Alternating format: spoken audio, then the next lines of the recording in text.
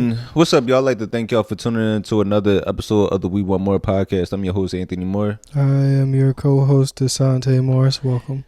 And then we got Pepsi. He is to the left of me, chewing on his blanket as always. We on episode 67. Please be sure to subscribe on whatever platform you listen to this on, whether that be on Apple or Spotify. If you're on YouTube, please subscribe to that. Stop right now. Give us a rating. You know, I kind of felt bad because I was thinking about how I kind of been berating the listeners for not giving us that 5-star rating. I've been a little mean to them. And then I had to realize what it is. Our listeners is kind of like us. Yeah, I don't rate shit. I scroll Instagram. I don't like nothing. Right, yeah. So I definitely get it. Where it's like, you know, they at home doing the same shit we do. Yeah, like they acting like they gonna do it, and then just be like, you know, I get to it later and don't get to it. Yeah, but still, you should do that shit, or we gonna fuck you up. Yeah. So yeah, if you if you got some words for us, you know, just something real quick, something as simple as, hey man, I love the pod. I enjoy listening to y'all every week. You know, that'll definitely be appreciated. Yeah, I know I'm a hypocrite. I don't give a fuck. Like, subscribe, 5-star rate, send me money. But other than that, how you been? I'm good. You know, very uplifted. So you know, it's not exactly a dog show, but they do this Meet the Breeds thing. Oh, in New York. You know what that is? I don't, but it sounds like my kind of event. Yeah, it's just a fucking entire convention center of different dog breeds. Oh, that is you go beautiful. in, you pet them, you fucking maybe you can feed them a snack or something. It's fun. Every dog breed. And you know what I don't like? You know how when it rains, people say like that with that wet dog smell, or like it's this thing towards dogs where they say when white people get caught in the rain, people try to say they smell like wet dogs. Like, you ever heard that? And I hate that because dogs smell so good. I feel like that's unfair to the dogs that they're getting judged in that way. Yeah, I think we should say that when the dogs get wet, they smell like white people. Because I don't want to offend the dogs. You know, dogs are innocent. Do you have a favorite dog breed? Probably pit bulls. Oh, I love pits, man. I love pits. And, you know, I talk about that. I talk about how pits get judged so wrongly. Yeah, because, I mean, you eat one baby and all of a sudden everybody eat babies. I know how it is. Black people. Somebody shoot up a liquor store and now all of a sudden there's got to be bulletproof glass at every liquor store, every Chinese restaurant. That shit ain't necessary. When really it's environmental. The same way it is for people is the same way it is for pit bulls. Like, you know, you put a pit bull in a nice, loving environment, a 2-parent household, things like that, is going to behave in such a way. Yeah. But you put this pit bull in this impoverished community where, you know, I'm coming out, there's niggas in front of my building all the time. I'm gonna be ready to fight. I'm gonna be ready to attack somebody. Yeah. Pit bull, same thing with people. You know, if a person's high stress environment, niggas stepping on his tail and shit, he gonna snap eventually. And, you know, I'm not defending the action, but let's be pragmatic. Let's be understanding. Yeah. And pit bulls are just they're just one of the best looking dogs, because there's like, if you want a pit bull to look tough, it's gonna look tough. But if you want it to look cute, it looks cute. Mm-hmm. Like, it's interchangeable. You can't make a Shih Tzu look tough. You know what I mean? Yeah. It's just like Pepsi. I mean, you have to keep him away from anybody with any negative intentions, because that is the most kickable dog. It's just easily. Yeah. There's no animosity in that dog's heart. But that's what you want in an apartment. You know, in an apartment, right, you want a small, transportable, friendly dog, because you're around people. You don't have a lot of space. Yeah. But if I owned a home, if I owned property, I would have like just a bunch of big, scary, mean fucking dogs. But also, shit, if you're in a rough environment where you gotta be on guard, shit, if you Section 8ing it up, you might need that protection. And that's why pit bulls are good, because they're kind of small. But I will say, as much of a dog person as I am now, I will say, y'all niggas gotta stop bringing y'all dogs to Target in the supermarket. Yeah, that shit is unnecessary. That shit pisses me off. Like, it's certain things. It's kind of like seeing a baby in the airplane. Like, yeah, they could be there, but it's like, you know, they fucking up the vibe. Yeah, and realistically, if you can't fucking leave the dog at home or the baby at home, you don't need to fucking go.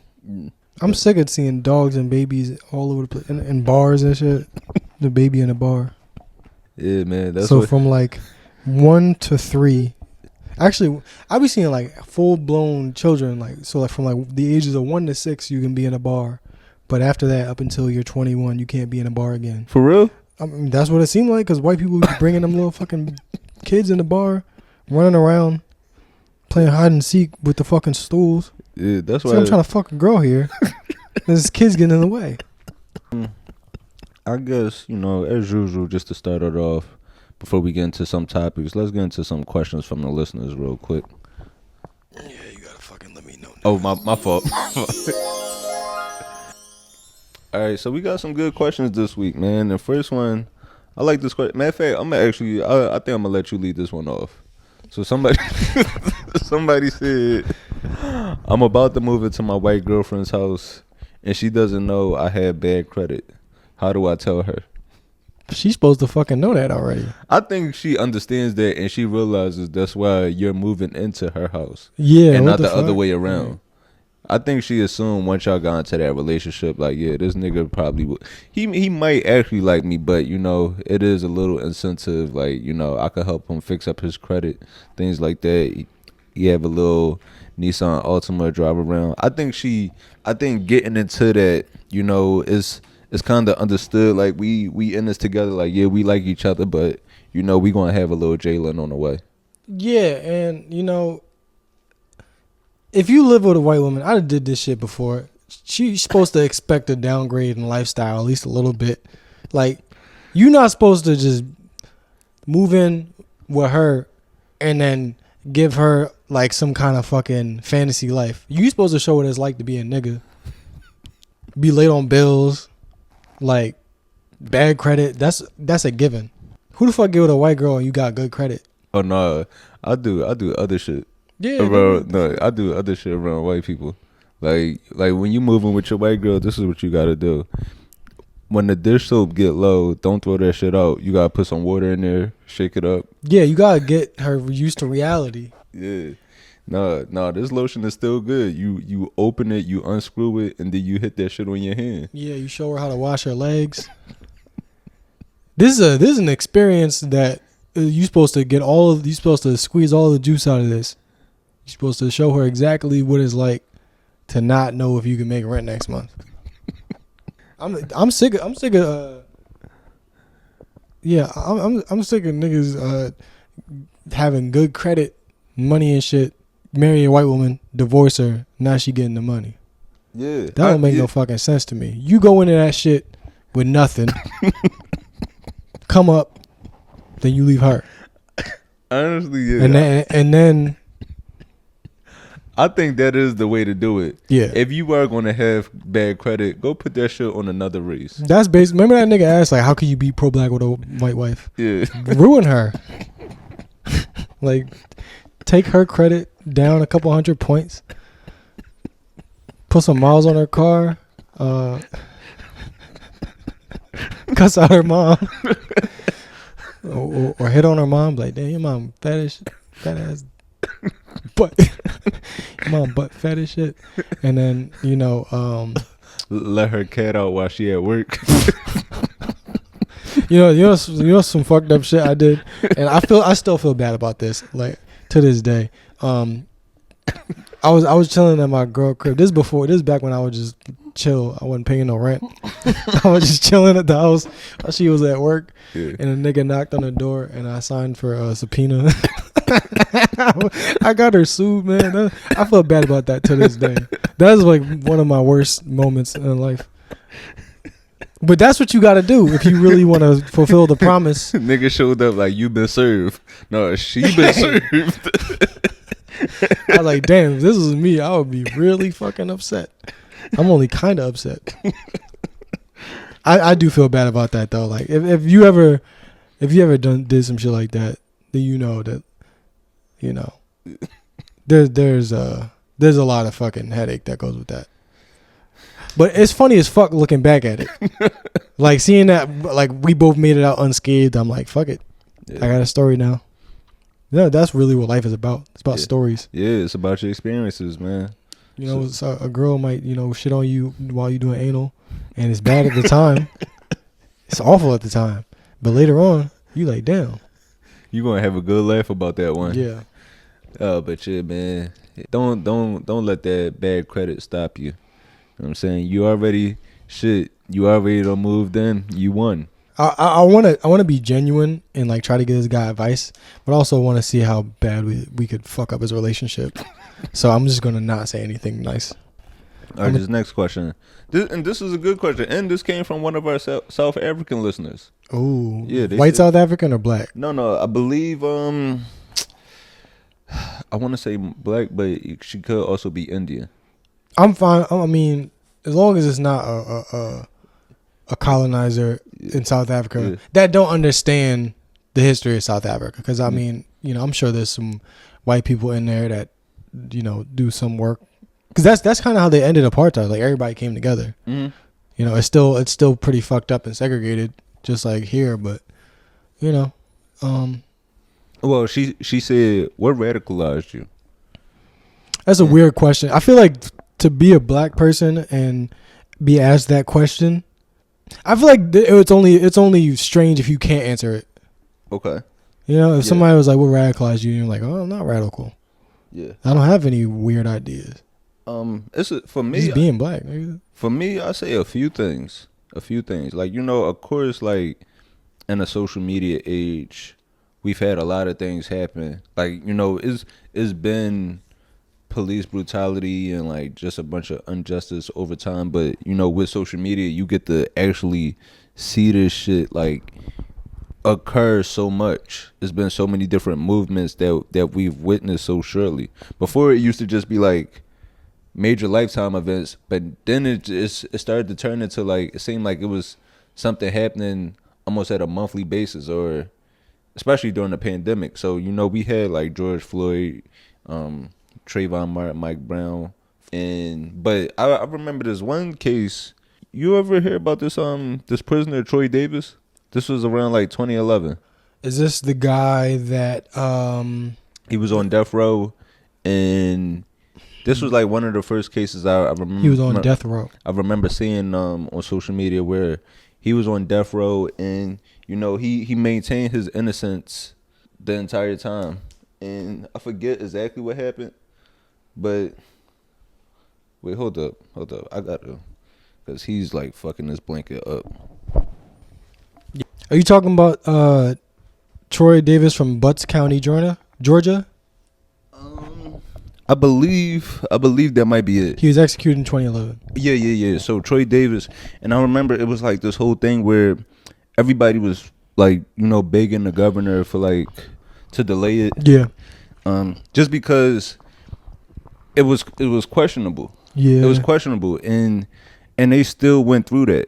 And you know, that was like just eye-opening to see where it's like, you know, even though there was some doubt of like whether it happened or not, for them to still go through that.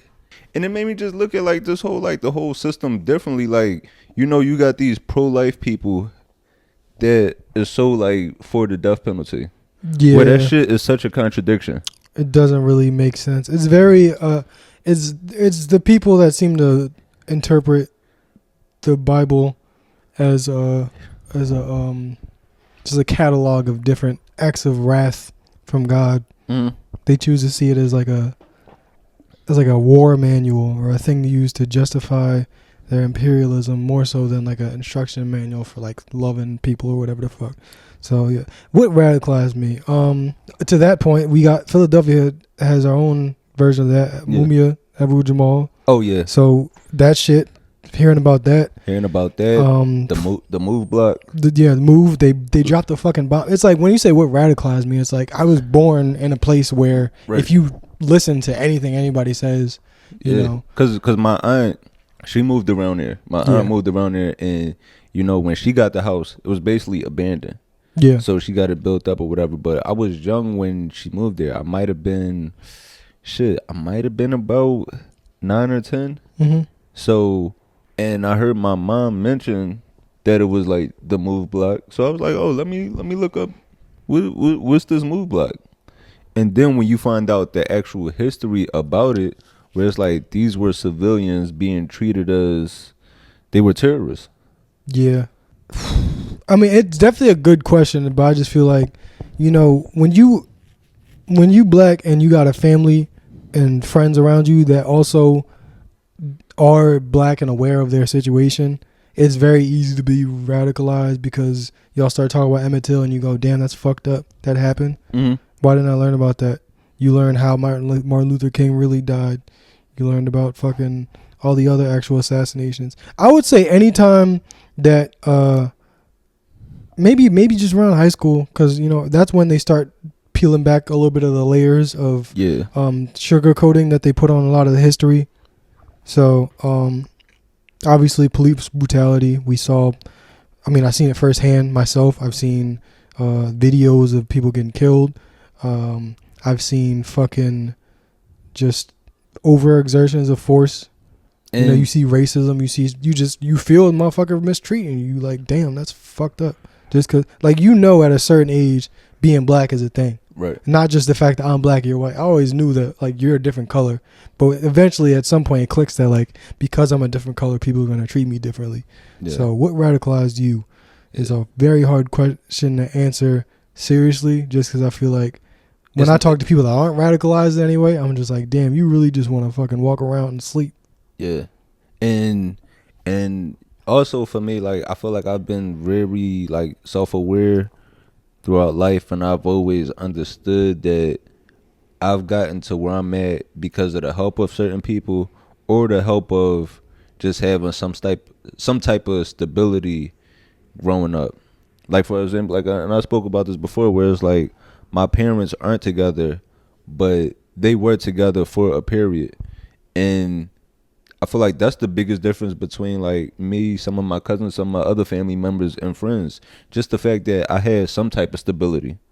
So, you know, I try not to look down on others because I know we can't control the situation. We can't control, like, what circumstances we're born into.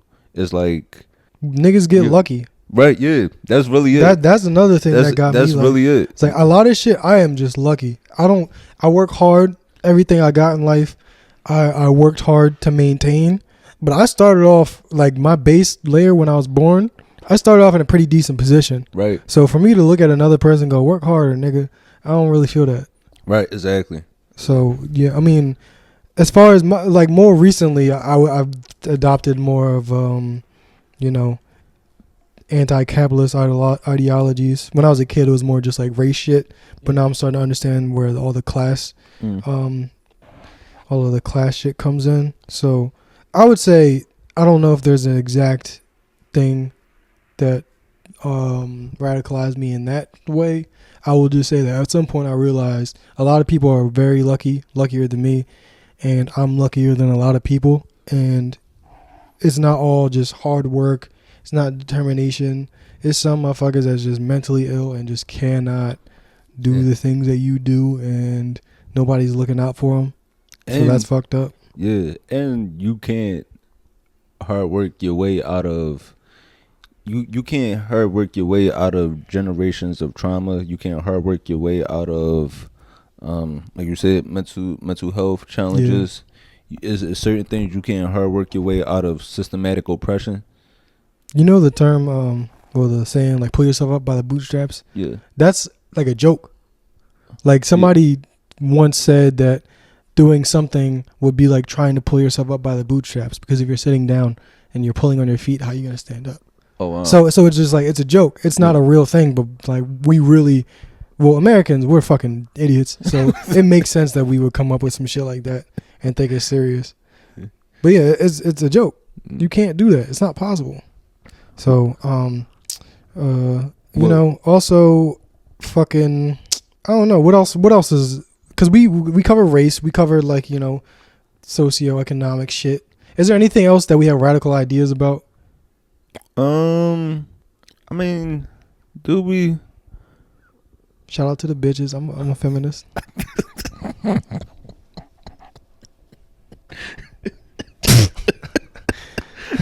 We were just being serious for too long, and it just made me uncomfortable. Yeah. Yeah, I mean, I'm down with. Remember in fucking Malibu's Most Wanted, Bill Gluckman is down with the bitches and the hoes. That's me. I'm down with the. No, for real. I took women's studies classes and shit. My mother's a very strong woman, so clearly, like if you grow up with that, then you already just like you see a basis for it. Right. Yeah. You're like, damn. So women aren't weak, or whatever the fuck. So you already just like as a kid, you already have a different perception. But because you have older sisters, right? Yeah. Okay. Yeah, and because it's so you grew up in a life where you've always saw like you having your mom, older sisters there, where you just saw them as other people. Whereas like you ever hear the saying where guys like niggas will be horrible their whole life and they say like my daughter changed my life. My daughter changed how I view women. Yeah, and that's it's sad like, as fuck. Yeah, that shit. Like your wife has been mistreated this whole time. That shit is terrible. It's like now that I had this baby, it's like damn, the person that I made the baby with, she does have feelings. Yeah, you can't just leave her pregnant and go fucking play Xbox at your nigga crib and just leave her there. Yeah. But it makes sense. If you again, I'm lucky. You know what I'm saying? Like, I was lucky enough to have people that just weren't going for that shit. Mm-hmm.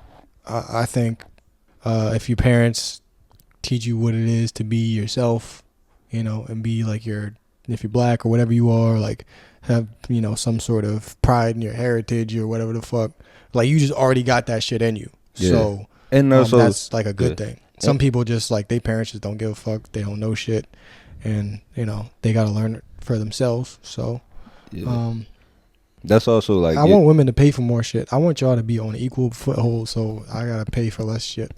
It all works out for me. There is no downside to like equality. Feminism and equality. White women with pink hair are annoying, but that's really the only bad thing. No. I'm cool. We gotta put an end to the white people with dreads. Yeah, that shit gotta go. That radicalized me. All right. Well, next question. Somebody else said, you ever wanted to beat a coworker's ass? There's been a few instances of this. So I guess for me at my last job, it was this one lady, and this shit pissed me off. White? Yeah, of course. It was she actually French, and this shit pissed me off because I was working at a school. And I was always late, right? But my supervisor and the teachers that I work with, they weren't complaining. Yeah. Well, if they were, they weren't complaining to me. I know what you mean. But they weren't saying anything. But the secretary, she goes and tell the principal that me and another worker are always showing up late. And it's like, bitch, you sit at the front desk. You're not even in the classroom with us. There's always a white woman at a front desk typing away at a computer that got an attitude. Yeah, and they don't need to. About some shit that don't even have nothing to do with you. Nothing to do with her. Talk to you all type of fucking ways. And the thing I don't like about coworkers, if a nigga like actually comes at you disrespectfully and you retaliate with the same level of disrespect, you're on an equal playing field. Mm-hmm. So y'all, whether y'all actually get into blows or just have an argument or whatever, you two are both wrong. Yeah. But when usually a white woman at a job is passive aggressive towards you and just tries to bring out the hatred in your heart, she does it in such a way that when you react the way that you most likely would because she's being aggressive, you seem to be in the wrong. When in reality it's just egging you on, but without any outward displays of anger. Somebody said, has there ever been a time where you had to look at yourself and say, damn, I'm being a thirsty nigga? It's healthy to ask yourself that question every time you are with not even a new woman, a woman that you know already, or just a woman that you're trying to get to know. You should always ask yourself that. First of all, you should be beating off to make sure that you're not like artificially interested. Bro, beating off, that shit will save you so much trouble. Yeah, just rubbing one out. I mean, and all types of Not You even just just like- when it come to women. When you Yeah. trying to figure out like, yo, do I feel like spending money to get something to eat? All right. But no, sometimes you gotta beat your meat and be like, yo, I was drawn. This isn't even necessary. Like I double text. You never double text somebody after you already beat off. I haven't double texted somebody in a decade. No, I'm telling you, if you just out here just making decisions all backed up, you'll be liable to do anything. You might send that third text. You might go buy some Subway to eat. But if you roll one out, you say, you know what? I got something in the fridge I could cook. Yeah, you got ramen noodles in a hand. What you need to go out to dinner for, and bring a woman with you. Yeah, and that's the bro. You should ask women if you being a thirsty nigga too. Not like that way, but like you should. Sometimes you be like, "Am I bothering you?" Yeah. Are you comfortable? Yeah, shit like that. Yeah, ain't nothing wrong with that. Are you okay? You cool with this? Yeah. I will walk away right now. Sometimes I do. You do gotta catch yourself, like being thirsty. Like you ever like hug somebody and like you accidentally smell their hair.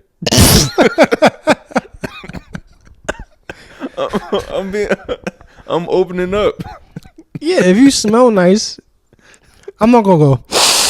I'm not gonna do a whole entire like. You're not gonna see my motherfucking nostrils vibrate. But if you smell good, I'm like, oh, you smell nice today. You could do that. You could make it seem cordial. See, I'll take it too far. I'll be like, you washed your hair today?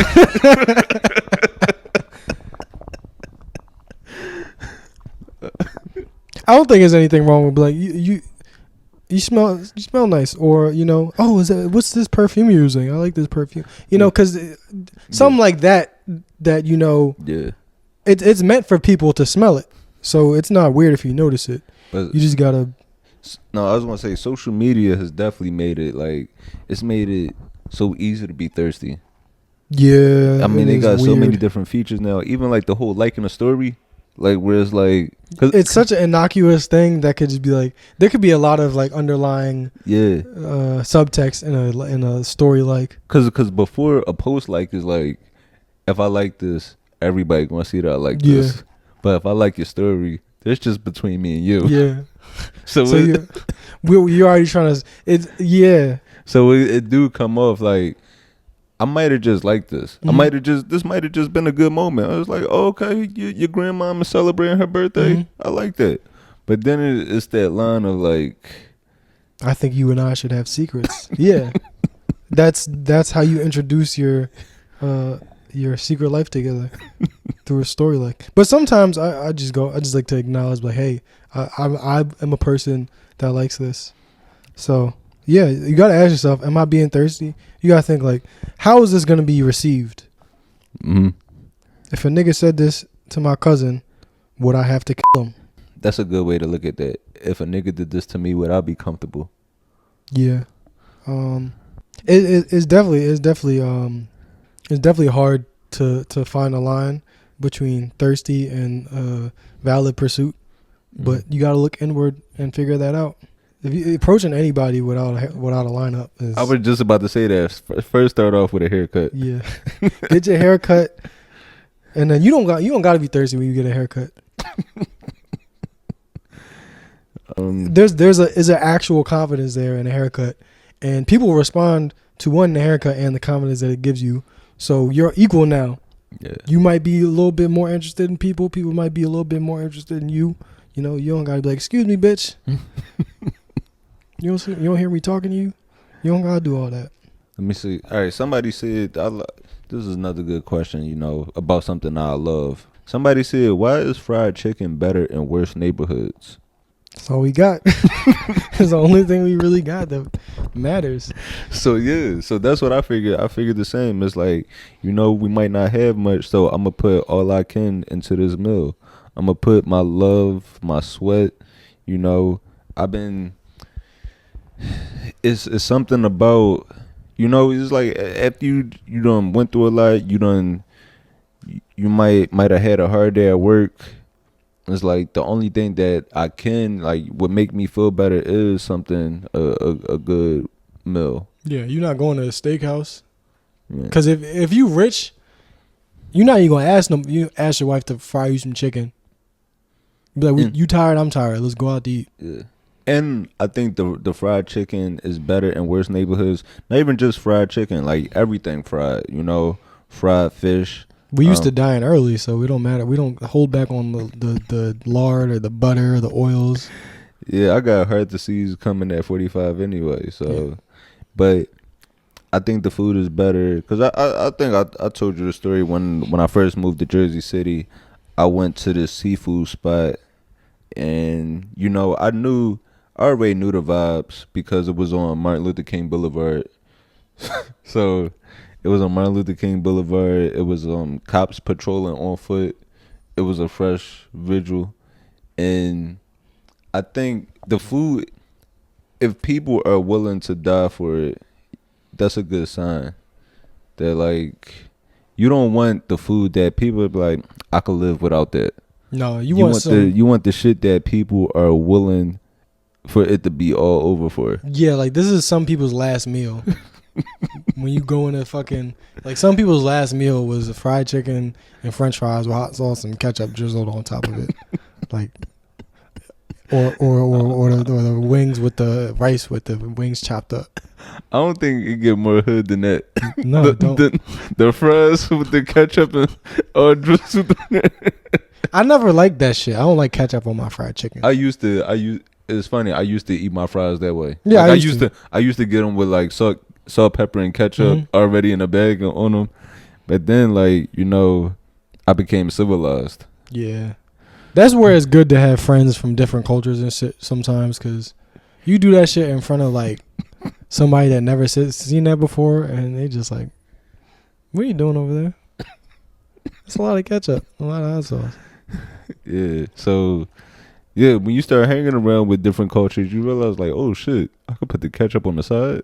I could dip this. Yeah, there is a lot more out there.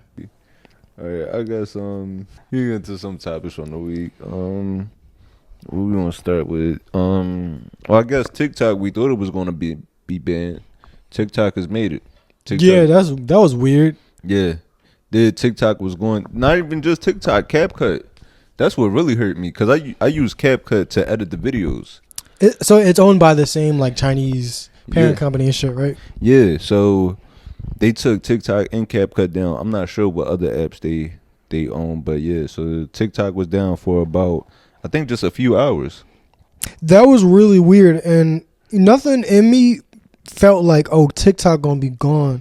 I knew something was gonna go down, but I didn't know it was gonna be this weird. And then there was that weird fucking thank you President Trump for that message restoring TikTok. It was just such a weird, very fucking weird thing to happen. I don't know exactly what to make of it. I just know I don't like it. But I've always been like, you know, because of what we do is like we kind of got to be on social media, but TikTok has always been my least favorite app just because of the algorithm games as far as you know, you never know what content they're going to allow to be shown, what curse words they're going to be allowed. Like, I've had videos that I've had the whole sound completely removed because of a word. But then I remember they was doing a silhouette challenge where people was using like the red light and showing they dick prints and they nipples behind a blue screen. And I'm like, how is this allowed? But I can't use the word. But so you have that. You had white creators getting famous off of stealing black creators' content. That's actually what made me get on TikTok, because my little sister, this was years ago, my little sister called me. She was like, hey, I just saw somebody do a video to one of your tweets. It was like they had one of my tweets up as a green screen and somebody is like giving commentary over it. So you have that happening. So it was just somebody like tagging up a joke you made, basically? Yeah. That's whack. Yeah, so you that's why I never liked it, because on there, the whole premise seems like nobody cares about originality. Yeah, you ever did this before? You ever like copy and paste one of your tweets and search it and just see several iterations only posted directly after you did it? Yeah, so you have that. You had I think this was around 2020. It was this little girl. She did this dance to the Renegade song, not Jay-Z, but it was like some Atlanta rapper. It was like Renegade. Was that like Megan Thee Stallion or something? No. This was before Meg. This was well, I don't want to say before Meg, but I think it was around that time. But I don't remember. I know what you're talking about though. But it was like this little black girl. She did this dance, and then a white girl copied that dance, and then she got invited on like the Fallon show. I think it was like I think it might have been Fallon or Kimmel. I'm not sure which Jimmy, but she got invited to a Tonight Show. I think Ellen, and so it was like stuff like that. Just always gave me it rubbed me the wrong way when it came to TikTok. Yeah, well, it's just I would call it the Elvis effect, where they're not impressed by like black people dancing because it's like, oh, they already do that. Oh, y'all niggas should know how to dance. Yeah, but when a white person's like, oh fuck, we got a star on their hands, they can dance. Wow, he can rap. Gee Willikers, look at that. That's how it is. Even like now, when it's white football players, right? Yeah. White football players. Fucking basketball players. Yeah. So Luka is a god amongst men, but LeBron's a bitch. Yeah, so TikTok is here, but Trump is also ending a bunch of DEI programs. He's announced that in the past week. Where I'm willing to admit I don't even know what the fuck DEI is. I know diversity, equity, inclusion. Yeah. Past that, I have no fucking clue. Well, what that is. When people hear DEI, they just assume it means black, but it kind of encompasses everything. Where not just black. This is going to affect Asians who have been like, Asians been shooting themselves in the foot for the past like fucking 15 years. They've been large beneficiaries of affirmative action. And then they programs. decided to like reverse the shit. White women, it's like, yeah, you white, but you still a woman. Of course, LGBTQ. That was another thing where, people are happy that he's announcing that they'll only respect like two genders. Yeah, male and female.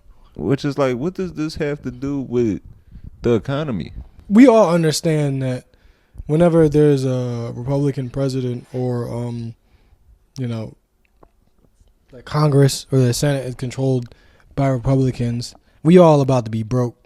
And we all about to be paying more in taxes while corporations, get fucking tax breaks. Like, we all know that. Mm-hmm. It's not going to work out for us. But what we do get is we get the Bible back in schools. Yay. No more gays. Love that. Like, just dumb shit. Right. Just to make us feel good. Like, oh, we're getting God back into this country. But in reality, like, you know what the fuck is going on. Yeah. So it's just annoying to have to deal with this for another 4 years. And motherfuckers just going to be telling the worst jokes you ever heard about the worst fucking... It's like, oh, more fucking Mitch McConnell jokes. Great. No, the one thing that really did hurt me, though, was... So a lot of companies have announced that they're ending their DEI programs. Yeah, they like have to, right? Because they're gonna get fined or some shit like that. I'm not sure if they have to. I think it might still be up to the company, but I know one of the companies that said they're ending their programs is Target. Yeah, and that really hurt because people are saying like we need to boycott Target. Mm-hmm. That's not happening. I don't. What y'all niggas expect me to go to Walmart? Like it's just a totally different energy. Yeah, Last time I was in Walmart, people started fighting. Yeah, there is no like Walmart is rolling back DEI policies because you can still yell the N-word in Walmart. Yeah. So they're already behind. There's no other alternative to Target. Kmart's been gone. Right. I've never been in a Target and saw an employee fighting a customer, but we've seen that happen in Walmart plenty of times. Shit, the baby shot somebody in Walmart.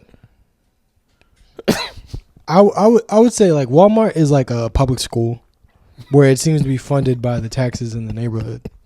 So like if you live in like a pretty decent area, you're gonna have a decent Walmart. If you live in a rich area, you're not gonna get a Walmart. You're gonna have a private store or a private school. Yeah. You're not getting Walmart. You're getting Target. Or you're in Super Target. You ever been to Super Target? They have them like in the South and shit. Yeah. Fucking a whole entire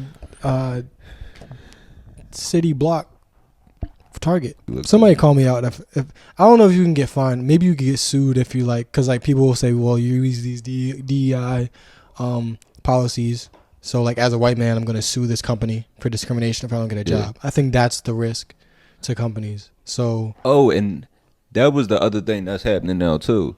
You know, ICE is showing up to schools. ICE has been they've been trying to crack down on illegal immigrants. yeah, that is some wild fucking shit. I saw they tried to do it in Chicago. Yeah, they was doing it in Newark. Yeah, apparently they showed up to a schools. seafood market too. Wow. Yeah, they were going to schools. I mean, they probably was mad because it wasn't a black people in the seafood market. But it's fucked up because, you know, with them cracking down on these immigrants, right? It's profiling. Essentially, that's what it is. It's just profiling where it's like, I'm going to go up to this person that looks like they might be Mexican or like some type of Latino descent, or, you know, if it's a black person, like they might look like they're from the island. They can't be from here. It's fucked up. It's fucked up, especially, you know, so a lot of schools, and just like a lot of different organizations, they've had to have emergency meetings on what to do when ICE shows up about, you know, making sure they have the proper warrants or information, or what to do if they enter like the building. But it's fucked up because nobody's saying anything about the white illegals. Well, we want them. Yeah, and we want the fucking people from, you know, the like Nordic peoples and shit. Yeah, they not saying shit about them, and it's kind of like, you know, in a zombie movie where it's like the person is trying to sneak past the zombie, so they just like they find the dead zombie and throw the blood on them. Mm-hmm. That's what being white basically like. It's like you walking around like you could be illegal or not, but nobody's going to question it because you got the zombie blood on you. Damn. I was watching The Walking Dead yesterday, so that actually resonates. What, the new one? Yeah. Well, no. There's Walking Dead. There's before The Walking Dead, right? I forget what it's called. Something like that. There's Daryl Dixon. That was the one I was watching. Oh, okay. And then, you know, Rick and Michonne, they just came out with their own show. Yeah, there's that one too. I've been watching that too. I keep telling myself I'm gonna get back into The Walking Dead, but because I gave up kind of after Negan joined the group. Yeah, it started to turn into shit at the end. What pissed me off was the tiger. Yeah, when they killed the tiger, I'm like, kill all the people you want, but stop killing animals. No, not when they killed the tiger. When the tiger was helping them, like remember, like they had a big fight, and it was like the saviors versus like it was like just all of them, fighting. And I'm like, how the fuck do this tiger know who's the good guys and the bad guys? You could train a tiger. That didn't bother me at all. I'm like, nigga, if there's reanimated people, there's tigers with GPS. It is funny the type of shit you'll pick out that you don't believe. It's a zombie apocalypse, but I'm mad at a tiger fighting. Yeah, I'm like, yo, all right, I get the zombies, but who is retwisting these niggas' dreads? Them niggas got dreads that have not needed any sort of maintenance. Well, in the past week, so you know Trump is cutting back on the DEI programs, but the CIA is still working, man. The CIA just dropped two things on us. they hit us with the Don Julio Popeyes collab that's coming, and I'm wondering what that's going to be. I'm actually excited about it. I can't lie. Like, it's one of those things where I know it's like in that movie Undercover Brother. Like, if I eat the chicken, I'm gonna turn into a coon. Yeah. But I want to see it. I think is probably my hypothesis would be that it's going to be some chicken fried in a Don Julio, or like, you know, or maybe some Don Julio sauce or a marinade. Yeah, dude, that shit something, because you could cook the alcohol out.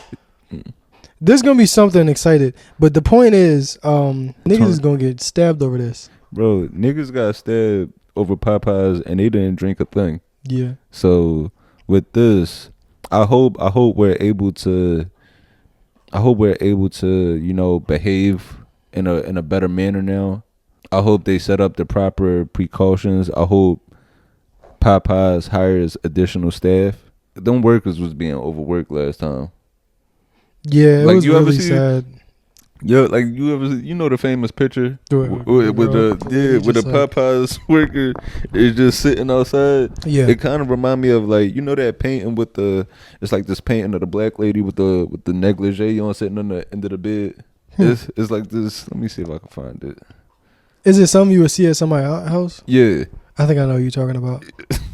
Yeah, this one. Yeah, I know you're talking about. Oh, it's called a Blue Monday. Yeah. That's how that Popeyes worker was sitting, man. What was sad about that is there was a rush to the Popeyes chicken sandwiches for a little bit of time. And then after a while, it's just you can walk into any Popeyes in the entire country and there's no line, there's no wait. Yeah. So it's just like we was really stressing people out, yelling, fighting, killing each other over actually nothing. What was crazy was it was niggas going to Popeyes buying like 10 or 20 sandwiches and then trying to resell them. Yeah. It was Popeyes chicken sandwiches on eBay and shit. That was what fucking pissed me off because that's just a crackhead move. Who the fuck is thinking I could resell some cold chicken sandwiches? Yeah, we deserve it. We deserved that pandemic. God definitely unleashed that upon us. For real, the way niggas was acting, we lucky we ain't get locusts. Or a fucking flood. I'm not gonna lie, I love Popeyes. Yeah, I was thinking about going after this. Yeah. So yeah, I love Popeyes. Maybe I'll get some Don Julio. I don't know, man. I want to try this shit out because man, you try that strawberry biscuit.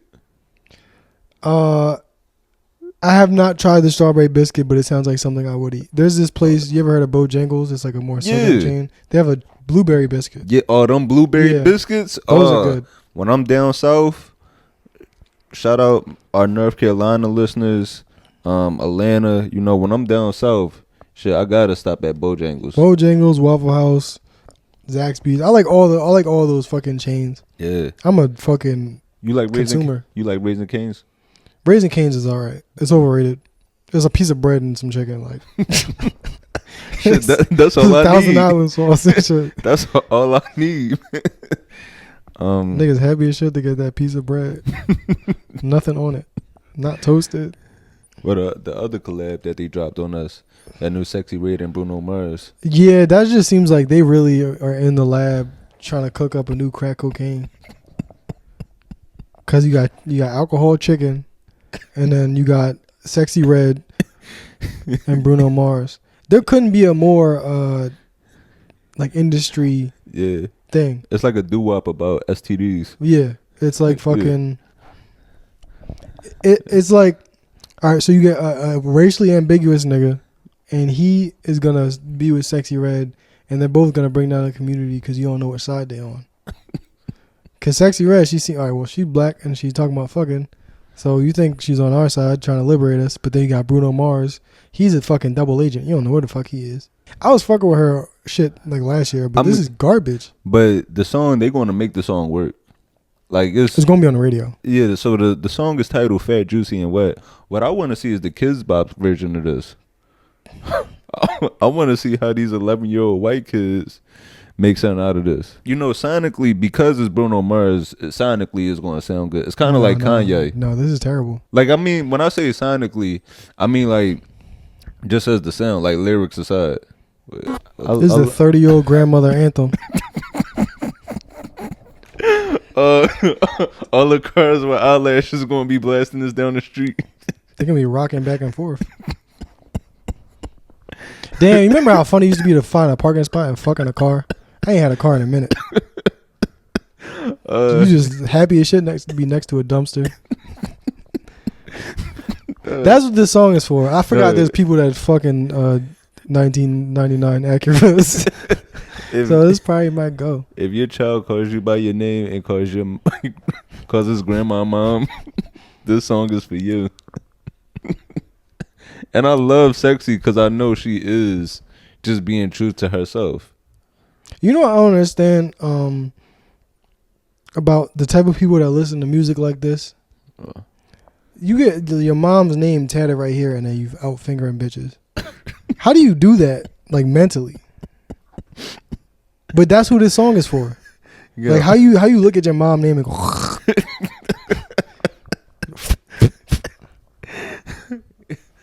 You spit on your hand and shit.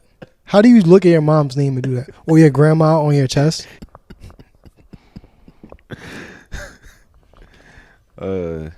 This shit, man. It's about to be a bunch of stinky belly button piercings moving around to this song. I don't like it. I mean, you're allowed to like it. I'm not going to try to convince you not to like it. I'm going to just say I think this shit ass. I think it's a psyop. And the teen pregnancy rate about to go back up. And also, too, I guess this song just hit me at a bad time. Whereas, one, being older now, it's like hearing these lyrics, like now you kind of understand when like your parents actually to turn off the rap and like they might say it's too hard for their ears. I get exactly what they're saying because it was like, you know, waking up and I fell asleep. I tried to stay up to listen to this when the song dropped, but I listened to it first thing in the morning, and this shit was just too hard for my ears. I'm eating shit. I go do a little Target run because you know I wasn't aware of the boycott yet. I'm in a car eating my turkey pesto sandwich from Starbucks, and then I'm just hearing suck on my clit, suck on my toes. It was just, I'm like, damn, nigga, like this how we starting the day? Yeah, remember there used to be a fucking period where all the music on the radio was more vulgar, you know, because it's late at night or some shit. Yeah. Or it's like party time, you know, it's a weekend. The DJ is playing more crazier shit. There's no more music for like kids. You know, there used to be fucking cause rap music that kids could listen to. You know what I'm saying? Fucking. Or even like when albums used to come out, it used to be a clean version and a dirty version of the album. There's no way to make a clean version of Fat, Juicy, and Wet. It's kind of like on I don't know. This might be before you know on Get Rich or Die Trying. It was this one song that the song Heat. They didn't put that song on the clean version because the beat was like a gunshot. I think I know what you're talking about. If you played it, I'll be like, oh, I get it. Yeah, like the beat was a shotgun, so they couldn't put that on the clean version of the album. Whereas like now with artists, yeah, like kids are fully aware of Sexyy Red, so children are out there typing up like, oh, let me see what's the new Sexyy Red song. And that honestly scares me as like if I was a parent. Yeah. I'm like, how the fuck you tell your kid? Because once you say don't do that, that's the first thing they're gonna do. Right. So how do you actually like convince them that look, they are taking advantage of your budding hormonal sexually active mind? Because like, what adult want to hear this shit? If a nigga play a Bruno Mars song in the club, no matter what song it is or who's on it, I'm like, no, unless it's smoking out the window. And you know that was one thing they said that was like people were saying like you know. Bruno, like Sexyy, she's just being herself, and Bruno just trying to pay off that gambling debt. He's like, look, we need to make a WAP, nigga. I'm about to get my kneecaps obliterated. And another thing, all this sexual ass music, and nobody was at these Diddy parties. Fat, Juicy, and wet ass pussy. But when the drugs and the pussy come out, I'm going home. Like, come on, my nigga, you liars. You're all liars. But I guess, and some more happier news this past week, man. I was really happy to see this. Were you a wrestling fan growing up? Fuck yeah. Oh, okay. So Kurt Angle, like, you know, it's been this trend on social media for a little bit where people been referring to Kurt Angle as Perk Angle. Oh yeah, because in the matches when he was fucking like just wired up, and like in hindsight, you might not have realized it as a child, but you know, being an adult and you look back on these memories, it's like, oh, this nigga was clearly high out of his mind. And Kurt Angle, he spoke on it recently in an interview about how that name. You know, he said he understood that, like, you know, the fans were just showing him love, but he talked about how much it hurt him. And I'm going to read some of this tweet that he put up recently. So he said, I've noticed the Perk Angle nickname trending on social media. While I know it's made in jest, it reminds me of a time when I struggled deeply with addiction and mental health challenges. Those memories are painful, but they also fuel my commitment to helping others. And, you know, and he goes on, he says, I've been clean for 12 years. Shout out to that. Shout out. Because, you know, like with addiction, you know, every day is a struggle. Even with the fucking pills, you're not supposed to get off of those. They're not wired for you to be taken off. Yeah, shit. Even like I'm struggling. I haven't ate candy for 2 days, and this shit killing me. That's honest. No, that's a valid nigga. Sugar, they put too much sugar and stuff on purpose. Yeah, so like I'm trying to wean myself off of like sugar. I love Simply Lemonade, but I'm trying to slow down with the juices and the soda too. I'm trying to like I'm trying to like knock that craving out. It's not as bad as Perks, but shit, honestly, man, them gummy bears, it might just be there. Yeah. Pills, candy, alcohol, and coochie are like the most fucking dangerous substances, and salt. Yeah, they'll all tear your life apart. Yeah. Yeah. And Cause what you want to do after you have some pussy? Eat a piece of cake. go to Wawa. Go to Wawa. So you get drunk, you fuck, you go to Wawa, and now you dying at 45. Now you done lost the foot. But as long as they don't cut my dick off. But yeah, so Kurt Angle, he said all of this, and he ended it by saying, like, you know, to my fans, thank you for never giving up on me, and I love you all. And with that, the fans, they changed his nickname. They went from calling him Kurt Angle to now Peak Angle. See, that don't hit the same. Perk Angle is a fucking great nickname. It is. It goes with his name so well. I can understand why he wouldn't want that associated with his name. Yeah, because he said, like, you know, during that time, you know, we got some of our favorite wrestling matches, but he said, like, his marriage fell apart during that time. Yeah. I'm sure he's probably, like, his body's in pain, you know, just being hurt and all types of different injuries, but using the drugs to push through that. Yeah, like, imagine, like, in 30 years, I'm sober, and niggas call me drunk ass Asante. Like, that shit would hurt my feelings. I'm like, my daughter here. No, you don't retire. You done turned your life around. You walk in a party like, hey, we know who got the coke. It's like, Yeah. nigga. Or it's like calling a reformed Christian woman throat goat. She don't even do that no more. Oh, that's fucking hilarious. That neck has been thrown to God. That neck ain't in use no more. Yeah. So man, shout out to the fans for, you know, making the switch for Kurt Angle, man. And shout out to him for even getting through this. I know, cause man, wrestling, that shit is a hard life. Yeah, them pills is what killed a bunch of people. Died off of that shit. So not only did that affect him, but he probably like, yo, I made it out alive. That wasn't even right. It's probably some type of like survivor's remorse there, cause really he made it out, but shit, over the years he done lost friends. Yeah, you remember fucking like Jeff Hardy? Yeah, he was always like wrapped up in the drugs and he kept getting fired. Now I remember when I was a kid, we would see that and they really just made it seem like he can't get it together, and not that to do this job you have to be doped the fuck up to deal with the pain, and they're not checking on these people properly. I mean, when you watch it in hindsight, like I was like, how the fuck are they front flipping on the tables? Yeah. You like when watching it as an adult, you realize like, okay, only a crackhead would somersault off this ladder. Yeah, like those were real chairs. Like the tables was pre-broken or whatever, but the chairs, these niggas is hitting each other with real steel chairs. Oh, but one of the things that Kurt Angle said, he said Rikishi played the prank on him. Oh, and, that sounds. What kind of prank could Rikishi play that's not with his ass? He said, yeah, that's what it was. He said Rikishi took a shit and then hit him with his finisher move.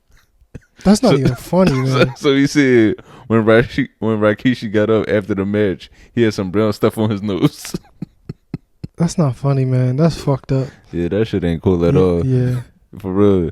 Vince McMahon would have had to come out like, yeah, I'm sorry, fans, but a wrestler got shot tonight. Yeah, I would fucking him in the neck. That's insane. That's funny. That's funny, but like, no, he would have had to die for that. Oh, matter of fact, did you want to talk about I forgot, this kid, the shooter in Nashville? Oh yeah, this fucking loser. Yeah, so this fucking kid sucked. Oh, the fucking he shot one person.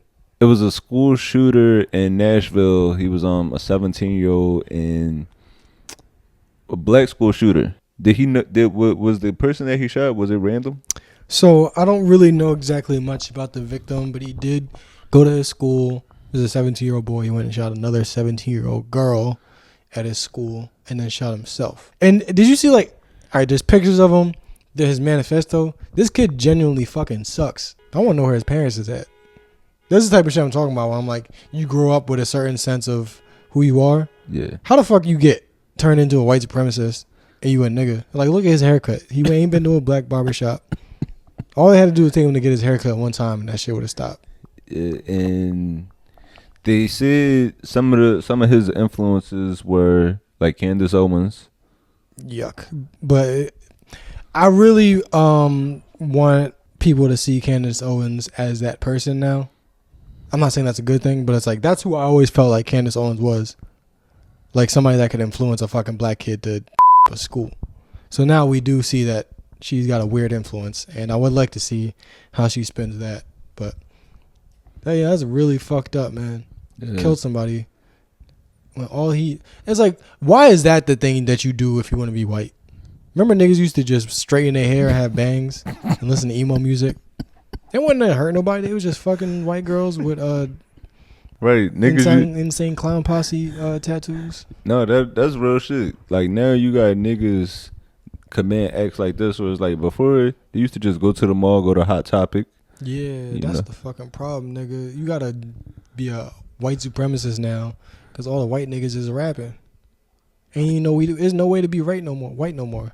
The white niggas is rapping, playing basketball, fucking being running backs and shit. No, and this is also why, like, you know, you have to be mindful about the content your children engage with. Not just on a music or a TV level, but all types of content, because there's all types of chat rooms, like 4chan, Reddit. The shit you can find on Reddit is insane. I mean, the shit, that's why I be saying, like, the shit that I see on I don't go on Twitter no more, because the shit that you open it up, you see fucking very blatant racist shit, and it's like, I get that it's just annoying for me, but if I'm a young impressionable kid and nobody is telling me that this is wrong, whether or not like it's okay to think like that,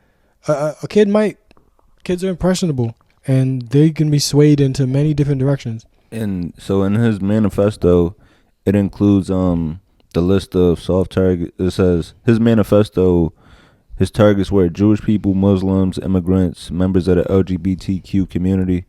And that's what I don't like about, you know, when people critique the LGBTQ community, because they don't realize when you discriminating against that group, you're only a step away from before the discrimination comes towards you.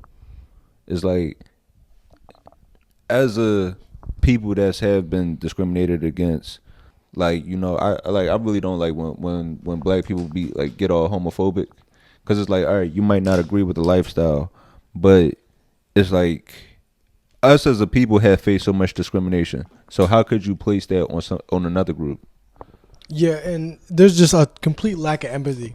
Like once you really think about it, just on the basic level, and I'm not saying that everybody should think like this, but when you're a young man, you start to question the idea of homophobia. You know what I mean? Because you're like, damn, how could somebody just decide I don't want pussy no more, or at all? Yeah. So clearly, this motherfucker is just, that's how he's wired, and he deserves all the love that anybody could get him, because he's never going to experience pussy. This nigga deserves hugs, fruit baskets, everything.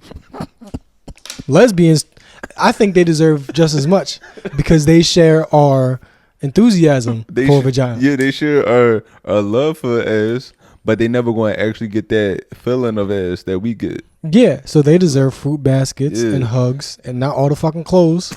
No, I really do empathize with lesbians, because they never going to get to understand that, ooh, when you put the tip in.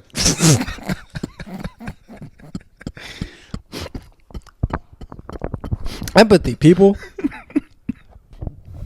These lesbians, they got to put up with each other. That shit is a punishment in itself. They got to move in with each other, get married after 6 months.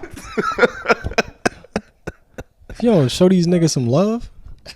should be mindful of the content that, you know, the children or teenagers, you know, just the youth, because it's impressionable, and this stuff has probably hit him. I mean, shit, he was 17, so he only knows a life with the internet. Like, whereas, like, with us, like, you know, I'm 32, so the internet was introduced to me around when I was a teenager. But shit, you know how long it would have took me to get a manifesto on dial-up? Like, you know what? You had dial-up for longer than I did. Yeah. Shit, that shit used to take me 2 hours just to get one San Andreas cheat code. Yeah. At that point, you're like, fuck it, I'm gonna just play Club Penguin. Being racist is too much work. Play RuneScape. But niggas used to be racist on Club Penguin too. Yeah, so yeah, you could definitely got to be mindful about all of this content, man. It really is like scary because it's like, one, if you got a child, how do you make sure that they're not? Well, actually, it's pretty easy. If you would just explain, like, look, there's some shit out there. If you see some shit that's weird, come see me and we'll talk about it. That's easy. But like, you know, just from being in school yourself, that a lot of niggas' parents ain't really talk to them. They don't really give a fuck. They don't pay them no attention. Yeah. They don't really try to steer them in the right directions. So it's like, how the fuck do you send your kid to school every day knowing that these kids are out there? Yeah. Like, that's a scary thing, more than your kid being that yourself. Because just making sure your kid ate, that isn't enough. That, like, you know, that's a big issue. Yeah. Too. Oh, you got a roof over your head. I fed you. Now go be a fucking white supremacist. It's like, this shit is serious, man. This shit is not no fucking game. You can't just send these motherfuckers on their way, give them unfucking filtered internet access, and expect them to be good people. Them niggas is corny as fuck, though, man. I can't really muster up any empathy for the fucking incels. Yeah, but if you can't get no bitches, it's always your fault. Before we get out of it, I just sorry for saying bitches. No. I'm gonna say what feels as good as bitches? Because here's the thing, though. Here's the thing. I don't like to call women bitches. Mm-hmm. But if you say somebody would have replied to your story, yeah, what's your going to say? Who's that bitch that just replied to your story? Right. Yeah. Who's that woman that seems to be interested in you? So I don't even really want to say it. It's just that I get that. It gets put in my head. It's not my fault. Right. I get questioned with, who's this bitch? Is gonna be bitches there? So now I'm thinking, damn, who is this bitch? You know, I don't know this bitch. You right, baby. Fuck that bitch. And now I'm being destructive in my own head. Tune in next week for more ways to avoid accountability. Did you see this video just before we got out here? Did you see this video of John Legend singing to the LA prisoners fighting the fire? No, but I would have threw a hot pocket in his head if he did this bullshit to me. And that would have pissed me off. I'd be like, dog, you got all this money. You pay for my fucking lawyer. You want to sing to me? I don't want to hear no fucking song. I got a public defender, asshole. Put some fucking money on my books. For real. Let me get some cigarettes or something. Help me get a bag of chips or something. Nigga, I want some oatmeal cream pies or like some crumb cakes. I don't want to hear no fucking ordinary people fighting this fire for 18 hours a day. Yeah, let me get a fucking puff bar from commissary. That's what I hate. I hate fucking rich people. I hate famous people. Because what the fuck is that? If I was him, I was like, I got a lot of money. I don't got enough money for all y'all, but turn the cameras off. Look, pretend I'm not here. Call your lawyers. Tell them I'm sending all of them a check. Goodbye. That's what you do. You don't fucking do this performative, weird ass shit. I hope one of them fucks him.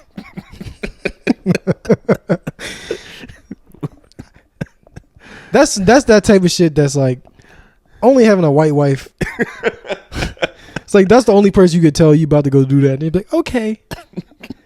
Sounds like a good idea, babe. Just calling her friends. John's gonna go sing to the prisoners. Isn't he such a hero? Yeah, I definitely, before we get out of here, definitely appreciate y'all tuning in with us for another episode this week, man. We definitely appreciate y'all. Just, keep supporting us as this thing continues to grow. Spread the word about us. And and I do want to mention this, are kind of looking like, just to, if anybody wants to help in any kind of way as far as like, graphics and stuff like that, reach out. If you good at graphic design, editing, anything like that. I'm still mad about this John Legend shit. Oh man, we got one other. You trying to wrap this up? Yeah, but what was the other one? Did we ever talk about the Gaza ceasefire? I forgot to. Oh no. We didn't bring that up, but that's coming up, right? Yeah. That's like a ongoing process. We got to talk about that. Yeah, we could definitely talk about that next week. Yeah, I just want to say, like, just one thing about that. Like, I told you about this, where the terms where like they're gonna release those hostages that have been like it's been a sad story for the past like 2 years. Like, there's hostages, we got to get them the fuck out. Like, that's really scary. And then you see the terms, and it's like, all right, they're gonna release the hostages. Thank God. Yeah. And then Israel's gonna release thousands of prisoners. Yeah. That they have locked up. Yeah, it's fucked up because like basically the terms was we not going 800 of y'all a day. It's just gonna go down to 8. Like, come on. Yeah. Now I'm not gonna tell nobody what to think, but just look at those numbers on paper. 30 hostages, thousands of prisoners. Now, if you a nigga, if you take a sample of 1,000 prisoners, you can find a decent amount that was either innocent or got a bad lawyer or just didn't need to be in there that long. Right. So, again, I'm not telling nobody what to think. I'm just saying, look at these things, read through them. It's very weird the way they try to spin shit. Yeah. But, yeah, man, it's been a good one. We definitely hope to see y'all back with us next week, man.